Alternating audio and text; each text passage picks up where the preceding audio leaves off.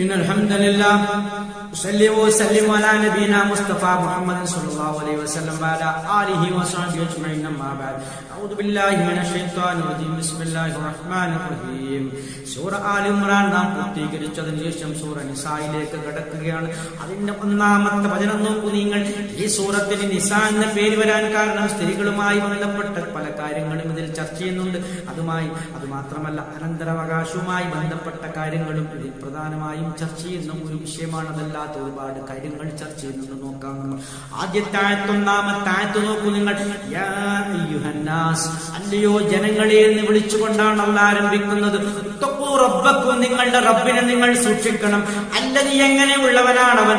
ഖലഖക്കും മിൻ നഫ്സിൻ വാഹിദ, ഒരു ദേഹത്തിൽ നിന്ന് നിങ്ങളെ സൃഷ്ടിച്ചു. ഒരു ദേഹം എന്ന് ഉദ്ദേശിക്കുന്നത് ആദം നബി അലൈഹിസ്സലാമിനെയാണ്. ആദം നബി അലൈഹിസ്സലാമിൽ നിന്നും നിങ്ങളെ സൃഷ്ടിച്ചു. വഖലഖ മിൻഹാ സൗജഹാ, ആ ദേഹത്തിൽ നിന്നും തന്നെ അതിന്റെ ഇണയും സൃഷ്ടിച്ചു. ഹവ്വാ റളിയല്ലാഹു അൻഹയെ സൃഷ്ടിച്ചു എന്നാണ് ആ പറഞ്ഞതിന്റെ അർത്ഥം. വമിൻഹുമാ റിജാലൻ കസീറൻ വനിസാ, വമിൻഹുമാ, അവർ രണ്ടുപേരിൽ നിന്നും വ്യാപിപ്പിച്ചു.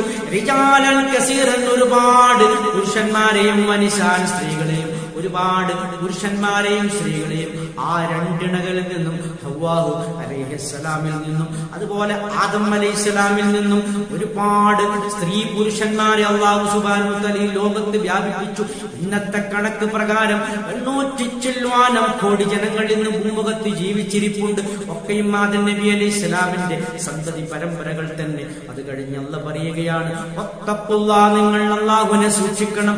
അല്ലദീ, എങ്ങനെയുള്ളവനാണ്. തസഅലൂന, നിങ്ങൾ പരസ്പരം ചോദിച്ചു കൊണ്ടിരിക്കുന്ന ബിഹി, അവനെ കൊണ്ട്, യാതൊരുവനെ കൊണ്ട് നിങ്ങൾ പരസ്പരം ചോദിച്ചു കൊണ്ടിരിക്കുന്നു. ആ അല്ലാഹുവിനെ നിങ്ങൾ സൂക്ഷിക്കണം. വൽ അർഹാം, കുടുംബബന്ധത്തെയും സൂക്ഷിക്കണം. കാരണം കുടുംബബന്ധം മുറിക്കാൻ പാടില്ല.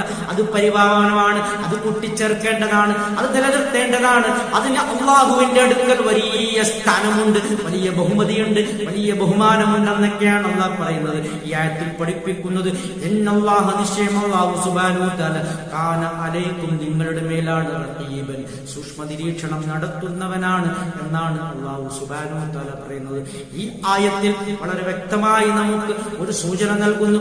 ഒരു ദേഹത്തിൽ നിന്നും നിങ്ങളെ സൃഷ്ടിക്കുകയും അങ്ങനെ ആ ദേഹത്തിൽ നിന്നും ഇണയെ സൃഷ്ടിക്കുകയും അങ്ങനെ ഒരുപാട് പുരുഷന്മാരെയും സ്ത്രീകളുമായി നിങ്ങളെ വ്യാപിപ്പിക്കുകയും ചെയ്ത് ആ അല്ലാഹുവിനെ സൂക്ഷിക്കണം ജനങ്ങളെ. അവനെ മാത്രമേ നിങ്ങൾ ആരാധിക്കാൻ പാടുള്ളൂ എന്നുള്ള ഒരു നല്ല സന്ദേശമാണ് നമുക്ക് നൽകുന്നത്. അൽഹംദുലില്ലാഹി റബ്ബിൽ ആലമീൻ.